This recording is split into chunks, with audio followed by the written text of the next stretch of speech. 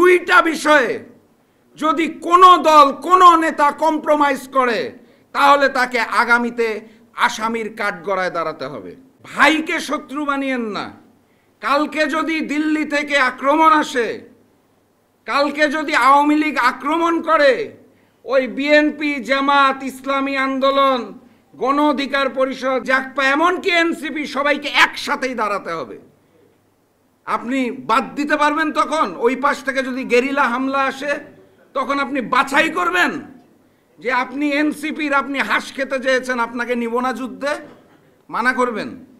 নাকি বলবেন যে আপনি শিবির, শুনেছি আপনি এক সময় রক কাটতেন, আপনাকে নিব না সাথে যুদ্ধে? আওয়ামী লীগ আসুক, গুলি করুক, গেরিলা যুদ্ধ চলুক, আমরা তখন বিভক্তিগুলো সৃষ্টি করব। আমাদের দুর্ভাগ্য ওই জায়গায় যখন 5 তারিখের পর আমরা বিভক্তিটা সৃষ্টি করলাম। আমরা পারলাম না একটা জাতীয় নির্বাচন পর্যন্ত একসাথে থাকতে। আগামী নির্বাচনটায় যদি আমরা সবাই অংশগ্রহণ করতাম আর ফ্যাসিস্ট শেখ হাসিনা ক্ষমতায় থাকতো, আমরা একসাথে জোটবদ্ধ হয়ে নির্বাচন করতাম না? অতীতে করি নাই?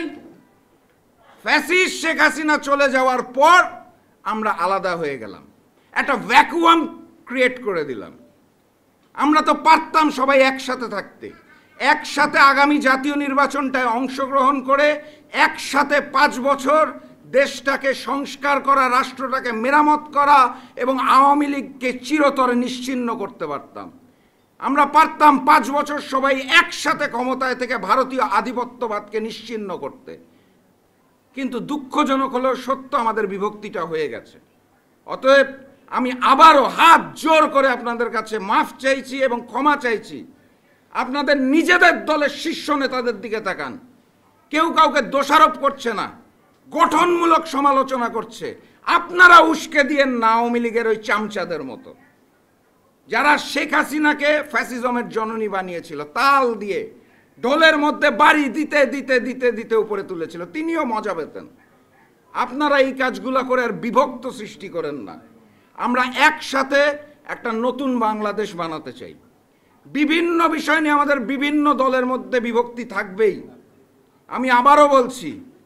কিন্তু দুইটা বিষয়ে যদি কোনো দল কোনো নেতা কম্প্রোমাইজ করে তাহলে তাকে আগামীতে আসামির কাঠগড়ায় দাঁড়াতে হবে। প্রথমত, ওই গণহত্যাকারী শেখ হাসিনার বিচার এবং আওয়ামী লীগ নিষিদ্ধকরণে আমাদের সকলকে এক হতে হবে, এর কোনো বিকল্প নাই।